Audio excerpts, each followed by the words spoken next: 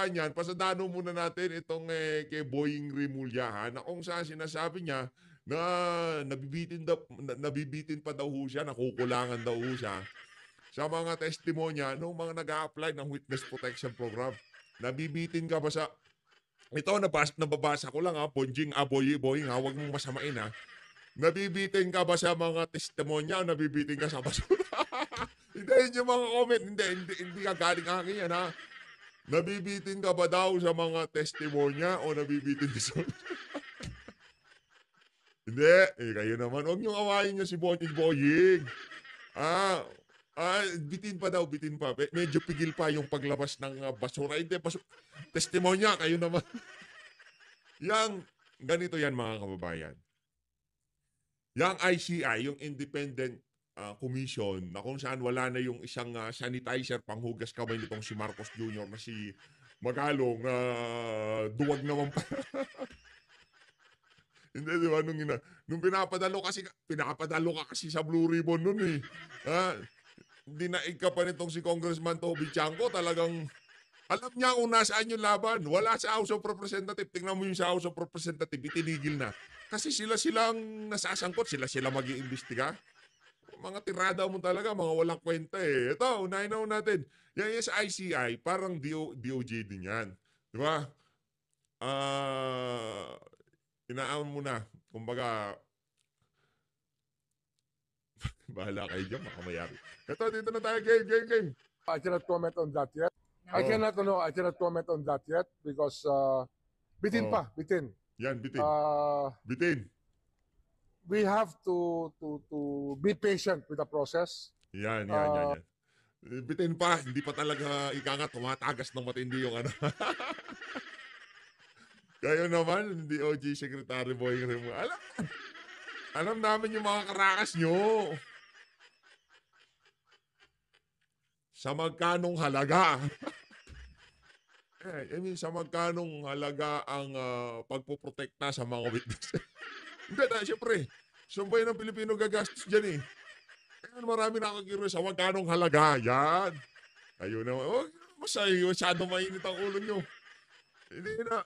Sa magkanong halaga ang gagastusin sa pera ng sambayan ng Pilipino para protektahan itong si Bryce Hernandez, Henry Alcantara na nagpapatalo ng 100 milyon sa kasino. Sa magkanong halaga? Anak ng tokwa, pinagnakawan na tayo, puprotektahan pa natin siya. Hindi, yun ang irony ng nangyayari dito sa mga sa ating bansa, kabalbalan, di ba? Ninakawan na tayo, isinugal na yung pera natin, noong nagsalita sila sa korupsyon, pinoprotect. Nagpapatalo ng 100 milyon. Yung logic nitong si Tito Soto. Naku, ang laki ng ninakaw ng mga yan. Ang daming pera ng mga yan. Tapos, wala silang pera para mag-hire ng mga security detail nila. O tanungin natin, yan si Alcantara, yan si... Di ba? Yan si Hernandez. Wala ba kayong pera para mag-hire ng mga security? Ang hirap nito, baka yung mga security nila, taga Bulacan din. Tapos nalubog sa baha. Nakatalikod sila, bigla silang binira. Nakatokwa kayo pala yung mga dahilan, bakit nalubog tayo? Bang! O kulang pa daw. Alam nyo, it's really our job. I've been telling you. It's a process that we have to follow. Yun. Process yan. Sa magkanong halaga? Sino ang pinakamalakas magpadugo ng... Sa magkanong halaga ang pagpoprotekta sa mga tatanggapin sa Witness Protection Program? Eto na, puro kayo kalokohan talaga, oo. Hindi, kasi binabasa natin yung mga comment. Importante kasi yan Ika nga, sangkap yan sa magandang magandang mga punto de vista natin, yung mga comment section. Eto na, Pinege, natutaryo na kung meron babala itong si Ping. Dito sa isang aso nitong si Marcos Jr. Nakita niyo naman di ba? Ping Lacson, kasama sa alyansa ng mga magnanakaw yung mambubudol nung panahon ng eleksyon. At itong si Eric Sylvester kasama din at best friend niya si Martin Romualdez. Sila ho yung ginawang tagapangasiwa ng Blue Ribbon Committee. Lacson, may babala kay Gutesa kaugnay sa kanyang testimonya sa Senado. Anong babala, sir? doon sa di umanong pineking notaryo. Walang kwenta yon. Doon pa lang sa pagiging security advisor, consultant, nitong si Zaldico, tapos na usapan natin doon. Di ba? Yun lang naman yun eh. Paano mo nalalaman yan? Itapon natin yung notaryo, visit na notaryo na. Itapon natin malaya, sunugin natin. Anong maibabahagi mo sa Senado? Ha? Wala po akong sinumpang salaysay pero willing po akong mag-execute pagkatapos kong nagsalita dito. Sasabihin ko ho ng lahat ng galing sa aking puso. Mag-sosworn na ho ako. Mag-o-oath ho ako ng aking manunumpa ko. Yan, di ba? Yung forget, testimony, forget. Tapon sa malayo. Krampol tapon sa malayo. Basura. Sino ka? Oh. Ako si Sergeant Gutesa. Ba't ka nandito? Isa ako sa mga security consultant nitong si Zaldico. Tapos ang usapan! Anak ng toko, di ba? Daming arte nitong si Lacson eh. Napag-aalata kasi kayo. Di ba? Kailan ka naging security consultant nitong si Zaldico? Noong taong 2024 hanggang 2025. Kasi nag-resign daw noong October, August. August, okay. Anong ginagawa mo bilang security consultant nitong si Zaldico? Nagdi-deliver kami ng basura. Tapos ang usapan. Ang daming kaartean, notaryo. Doon pa lang sa pagiging security consultant ni Zaldico, Janke Gutesa, tapos na usapan. Ika nga, finish. Wala nang maraming cheche, bureche. Tanungin nyo na siya lahat ng gusto nyo itanong. Oh, Mr. Chair, okay lang ba mag-execute ako ngayon ng same affidavit ko? Ipapanotaryo ko lang ulit diyan sa labas. Pero ba kayong taga-notaryo dito sa Senado? Kung sinasabi niya, i-deny niya na ninotaryuhan niya yung walang yang bakulaw na babae na yon, dalhin ho natin ngayon sa mga nagnonotaryo dyan sa panunumpaan ko ulit na totoo yan, sinasabi ko na yan. Finish! Hugas kamay lang yung nagnotaryo, baka meron kakilalang kaibigan ni Tambay. I-deny mo yan. 3 milyon. Mayayari ka sa amin. Tatanggalin ka namin sa Bureau of... Saan ba siya? Saan ba siya nagtatrabaho? Jail and Management. Kalimutan ko na eh. Nabanggit ko nung isang video natin eh. Makakalimutin tayo ngayon eh. Grabe, palong-palong gumawa ng reaction video si PH. So, kasi namiso natin itong ganitong setup eh. Hindi mo... ang ganda na setup natin. Setup. Oh, Eto na! Oh, ito na si itong si best friend na to si Erich Game. Pag-usapan na natin ang hearing ngayon. Pag-usapan na natin. Sa mga testigo, sino para sa iyo ang pinaka-credible? I don't, actually, the way I look at it now, I mean, pang-anim na hearing na namin, parang lahat duda ako. I doubt everybody from the Discayas. Parang they're holding back. Discayas, Bernard. Yun kasi ang yung endgame nitong nitong Blue Ribbon na to confuse everybody. Hindi para magkaroon ng kalinawan, malaman ng katotohanan, kabalbalan ho yan. Ang ini-aim lang ng Blue Ribbon na yan para ma-confuse ang ating mga kababayan. Tingin tayo dito, tingin tayo doon, tingin tayo dyan, tingin tayo doon. Sino ba talaga ang mapagsususpektsahan? Hanggang sa kahuli-hulihan, nakabswelto lahat ng mga kabalbalan na yan. Yeah, yun lang naman ho yun. Sino ba, Brad? Sino ba ang promotor ng pondo? Siya ba nanggagaling ang pondo? Huwag na natin.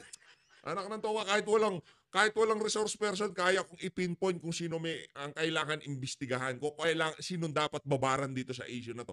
Martin Romualdez, Zaldico, Marcos Jr. Tapos ang usapan. Anak ng tawa, huwag na natin kausapan yung mga na yan. Tanungin natin, sinong naglabi ng budget na to?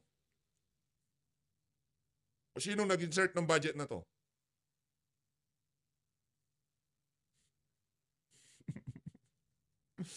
Tuloy. Alcantara, Bryce Hernandez, JP Mendoza, they're holding back. Kahit na sa primero sabi nila, kailangan namin sa protective custody kasi nanganganib, etc.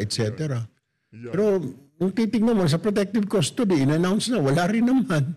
Wala naman dinagdag, di ba? Wala naman, kasi people right now are looking, they are watching. Gusto na yung malaman kasi imposible. Okay, binanggit ang name ni Zaldico several times. Puro saldi ko.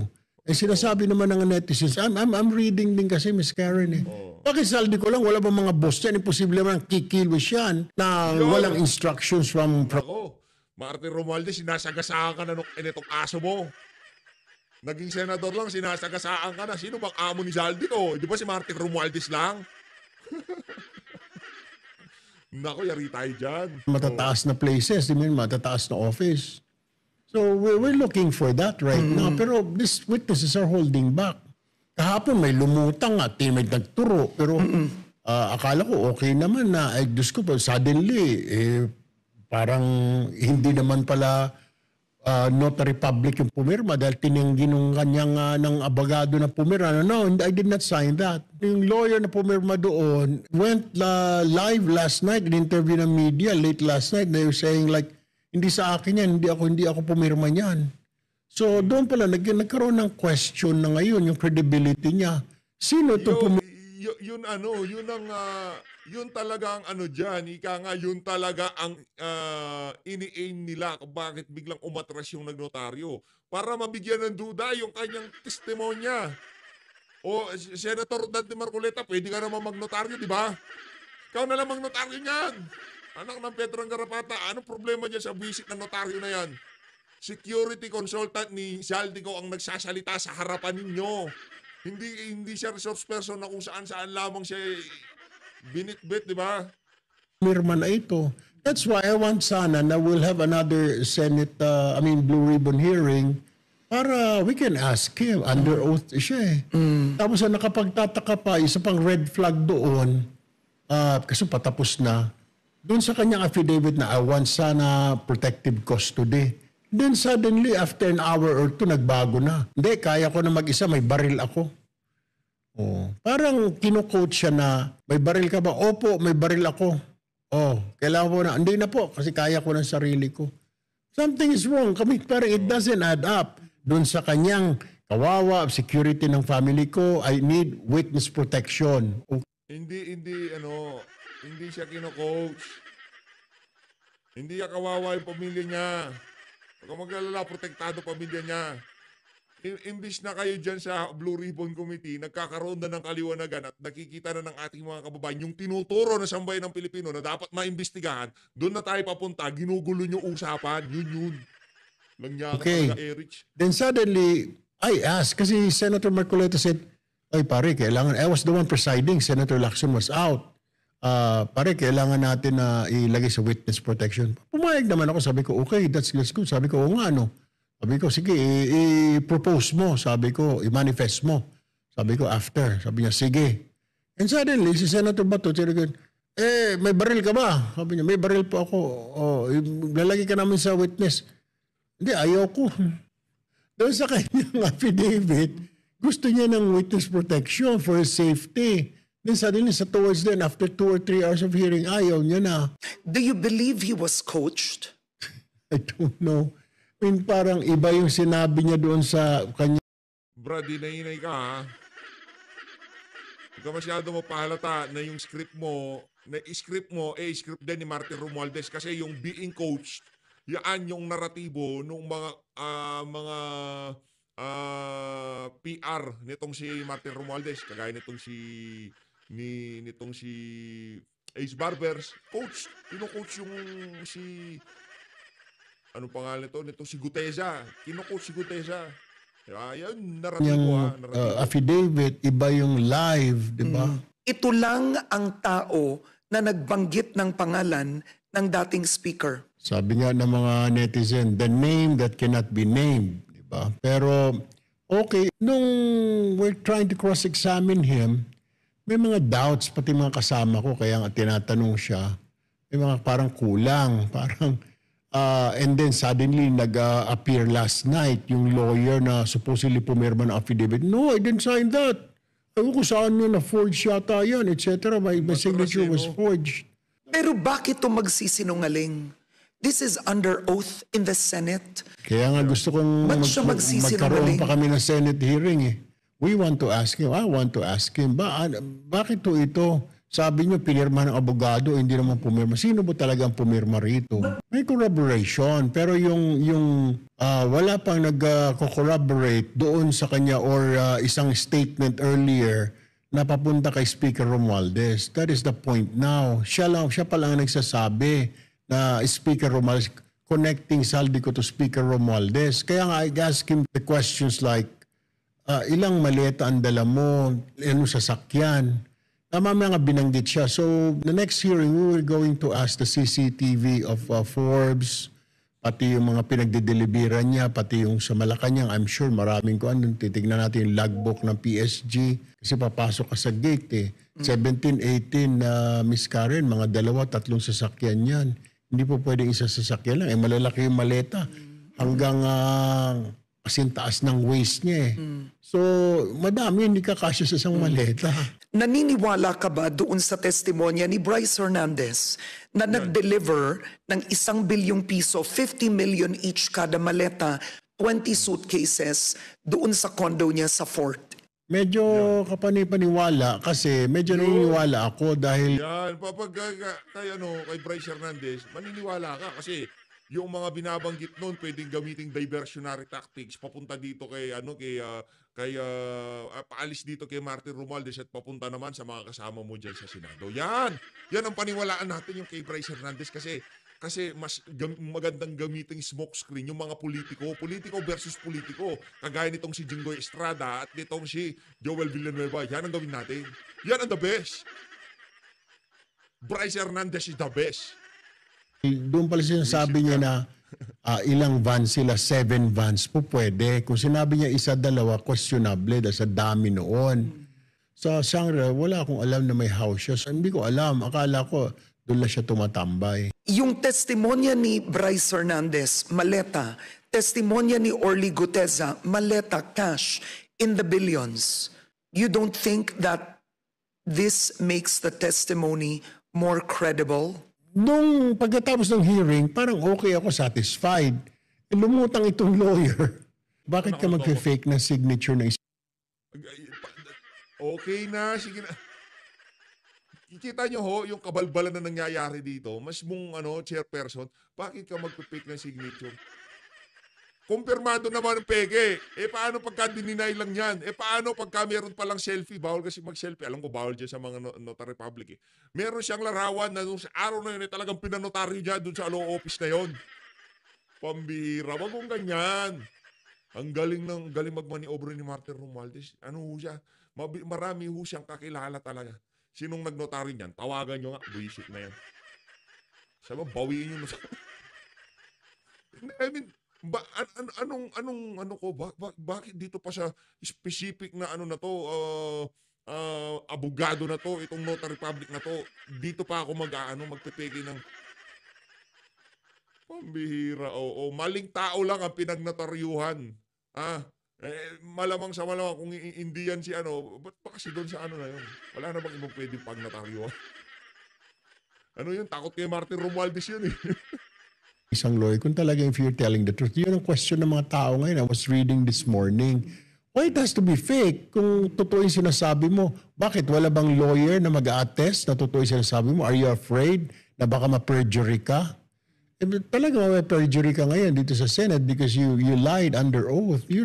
Kaya gusto ko nga na maimbitahan siya ulit and tell us. And then, I cannot. So ikukulong siya ngayon. Sasampahan siya ng perjury. Pero yung sandamukal na perjury na kinumit nitong si Alcantara, nitong si Bryce Hernandez, okay lang yun. Basta baguhin nila ang statement nila at ituro nila yung mga senador na kasama nyo dyan. Anak ng tokwa, huwag naman babuyan ng ganyan. Perjury. Ang daming nagpe-perjury dyan sa Senado. Pero yung isang notaryo na kung saan umatras lamang yung abogado, natakot kay Martin Romualdez at dito kay Saldico, maya-maya, big deal na kagad. Ano yan, lokohan? Tutuloy pa ba natin to? Next video na. and it was also Teka lang. Nahuli na to si Pro. mamaya. Mike Defensor, a friend of mine, galing daw kayo si Mike Defensor nakakita sa Teka lang. Ulitin natin ha. At least inamin mo na best friend mo siya. Di ba? Tuloy natin. Bitahan siya ulit and tell us. And then it was also si Mike Defensor, a friend of mine, na galing daw kay si Mike Defensor nakakita sa kanya, ang nagdala, tinawag kay Senator Marcoleta. Hindi ba dapat ipatawag si Mike Defensor? Yan, Tatanungin, I should suggest para so that he can explain, like, paano ba na-meet ito? Nilapitan ka lang ba nitong tao na ito?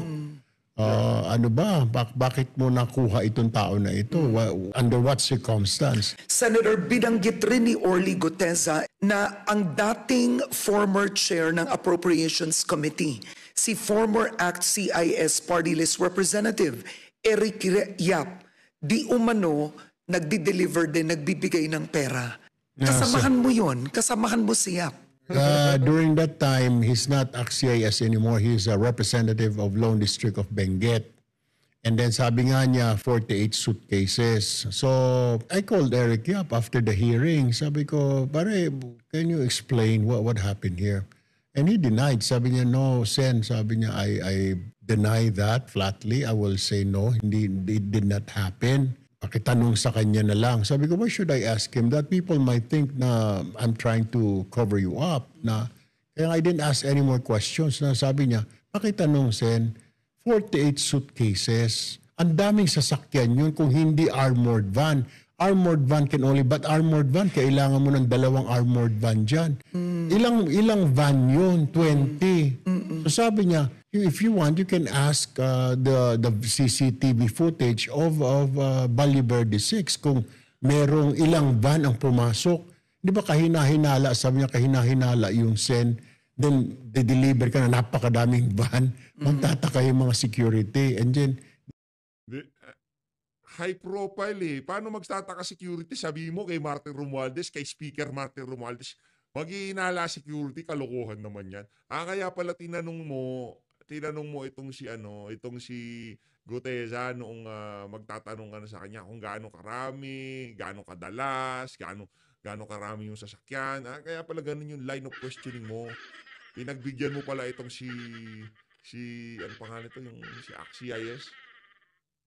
di naman siguro ako stupid to do that. Pero okay lang. I said like, no, sabi ko, the question is answer me.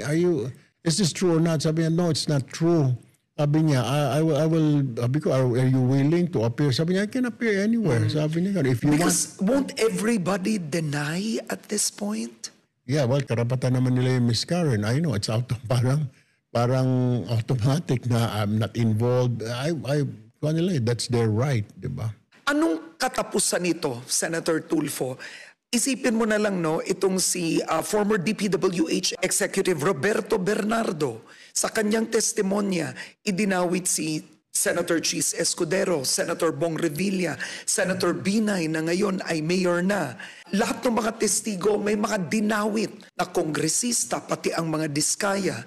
But what's the end game? Actually, ang purpose namin dyan, Ms. Karen, is to legislate a law so that this will be prevented from happening again. Remember, in 2013, we were still journalists. I was still a journalist. Nangyari yung kay Janet Napoles. Tapos eto na naman tayo. And I found out, nakafocus lang pala sila sa prosecution, gathering of pieces of evidence para doon sa mga kasabwat. Pero wala talaga silang binago na law. So ito, nangyari na naman. I mean, ngayon lang natin na-discover na sablay yung 4566 yung PCAB law na para maging board member ka ng PCAB, you have to be a contractor. Doon pa lang kaagad, it violates yung tinatawag na yung you should not be doing business if you're in the government, di ba? Marami, pati yung sa NEP, ngayon lang natin na-find out na may mga congressman na naglalagay sa NEP. Dapat hindi yun eh. The NEP should be prepared by the Secretary of each department and submitted to the President. Mr. President, ito yung need namin. Pero di pa dapat pwedeng pakialaman ng congressman. Doon pa lang sa NEP, naglalagay na sila ng mga ika nga. Alam mo yan, naging congressman ka dati kaya kabisado mo yung Brad. Budget nila. Tapos inamin ng DPWs na may leadership. Hindi, ito totoo na to. Next video ba na? Pasadahan na natin yung kay Prof. Malutigia. Next video pa ba? Hindi, dito na. Sige na, mamaya. Fund. Sabi ko nga, first time ko narinig, what? Napakaswerte naman. Akala ko inalista natin itong mga pork barrel na ito. Ba't may mga leadership fund na available, 500 million, 200 million. Yung mga yan, Ms. Karen, you can build a lot of schools. You can build hospitals, daycare. Ang isa pang kailangan natin, me being the chairman of social justice, welfare and development ng DSWD, ang dami natin kailangan yung mga bahay pag-asa, yung mga bata na mga juvenile na nahuhuli, street children, wala tayong paglalagakan. Kasi napupunta lahat dito sa flood control. Kasi sa flood control is tubong lugaw. Walang masasaktan, walang masira man, bahalang. Unlike sa building kasi, mamamatay. Kaya nga I was so surprised and disappointed when I heard from Bryce Hernandez, lahat ng ginawa nila doon kay horizontal, kay vertical, kay kalsada, substandard. Pati yung mga schools nila doon, substandard, hospital nila, substandard. Kaya tanong ko sa kanya, do you think it's safe? Siguro napag-isip-isip niya, oops, mali yata nasabi ko. Safe pa rin po. How can it be safe when it's substandard? You are a first-term senator, dati kang DSWD secretary, dati ka ring kongresista, right? Congressman ka nung speaker si Martin Romualdez and Zaldico was Appropriations Committee Chair. Tumitira ka ngayon sa Senate Blue Ribbon Committee, pero hindi mo ba alam na ganun ang mga insertions ni Zaldico? I was new in Congress. I was a neophyte. And my assignment was I was the Deputy Majority Leader for Communications. So I just handle mga press releases. Pag may mga banat sa Congress, we have to come up with something to defend it. Yun ang trabaho ko. I wasn't part of the appropriations. So, ikaw pala ang utak sa pagbira kay VP Sara, ganun ba yun? Ikaw rin nakaisip nung yung mga young goons magpapa-interview mayat-maya. Ikaw din may utak nun. Alam nga ka, ano pala yun mga kabalbalan mo pala yun Yung mga walang kapararakang press con kada umaga dyan sa House of Representatives. Ikaw pala may pakanano ka. Kanya ka. Dapat yung mga tiga-appropriations na nakakaalam niyan, I'm not part of it. Hindi rin ako, dahil hindi ka kasama sa appropriations, hindi rin ako kasama sa mga small committee na sinasabi. Pero narinig mo yun. Chismis. Nagka-question na dyan yung mga makabayan, naririnig ko, nag-uusap-usap sila sa lounge. Pero syempre, minsan pag dumadaan ka, tatahimik sila dahil alam nila nandito ako sa office ng speaker. Pero ganun pa man, hindi ko naririnig yan. Pag nasa office ako ng speaker, hindi pinag-uusapan yan. Siguro because I'm a newbie. Baka magsalita ito. So, ang pinag-uusapan nila, Kong, may banat sa atin, ganito, how do we attack this? How do we defend this? So, gano'n na sinasabi natin. Isa sa trabaho ko to advise the speaker. Since you are or were perceived to be close to the speaker, paano ka mapagkakatiwalaan ng tao na hindi nyo or hindi mo ihihinto ang hearing kung aabot na to sa speaker? Well, I used to work with the speaker, pero sometimes yung sinasabi, then we're in the same party. Pareho kaming lakas, di ba? Sino ba nagsabi? Somebody said na yung loyalty to the party ends when loyalty to the people begins, di ba? So, hanggang doon na lang yun. Kasi people are clamoring. I mean, a lot of money was stolen, di ba? Kahit na magkaibigan tayo, kung involved ka dyan, di naman yata tama. You have to return it, di ba? Wala kang poprotektahan? Why will you protect those people's money? That's my money, Karen. Your money too. Hindi naman nila pera yun. Okay lang kung pera lang, ninakaw nila. But from everybody, I mean, from the poor, di ba? And kilala kami magkakapatid na pag mahihirap ang inapi mo, it's something. Kahit kaibigan kita, pag inapi-api mo yung mga mahihirap, mag-aaway tayo. I'm not saying na ninakaw nila. Wala pa tayong evidence. Pero nag-iimbestiga tayo. That's the Mali ang pera ang dinideliver sa mga bahay nila. Pero wala pa tayong ebidensya. Hindi ebidensya yon. Yung testimonya, yung nagko-corroborate yung testimonya ng mga resource persons. Hindi ebidensya yon. That's the point here. We want the truth. Unfortunately, yung tanong mo sa akin una, do you believe ito mga witnesses ngayon, mga resource persons? They're holding back Lahat sila Vizcaya, Bernardo, Bryce Hernandez, they're holding back.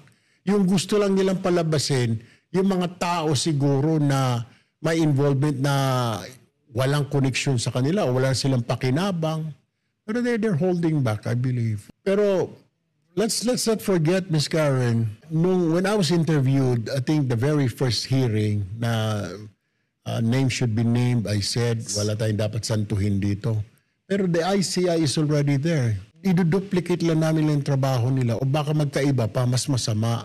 Why don't we just leave it to the ICI? Kung tatanungin mo, we'll give all these pieces of evidence that we have on our hands, give it to ICI, and let them do the investigating. Kami siguro, we should just focus on legislation. Kasi, noong 2013, nung mag-hearing ang Blue Ribbon, walang nangyari. Kasi pala, naghanap sila ng ebidensya para Wala na, yari. Pati yung mga nasa Blue Ribbon, wala na ho silang pakialam. Bigay na lang natin sa ICI. ICI na lang mag-imbestiga niyan. Tapos ang sabi ng ICI, yung hearing namin, hindi namin isa sa publiko. Kahit pera na sambay ng Pilipino ang pinag-uusapan natin dito. Mantakin yung oral argument sa Korte Suprema, sinasa publiko para marinig na sambay ng Pilipino kung ano nangyayari sa loob ng Korte Suprema. Pero dito sa isa na to, bilyon, trilyon ang ninakaw. Pero sabi ng ICI, hindi namin isa sa publiko ang hearing ng komisyon. Nakakagigil no? Ayun na nga, sa susunod na video na lang kung natin pasadaan ulit. Pero, ang sinasabi ko sa inyo dito mga kababayan, yung video nitong si Prof. Malutikia, sobrang balagbag. Sigurado, pagka napanood ni Martin Romualdez, mahuhulog ho siya sa kanyang kinauupuan. As always, maraming salamat po sa pagsuporta sa PH Update. Mag-ingat po kayo lahat. 991 na ho tayo, grabe naman. Maraming salamat po sa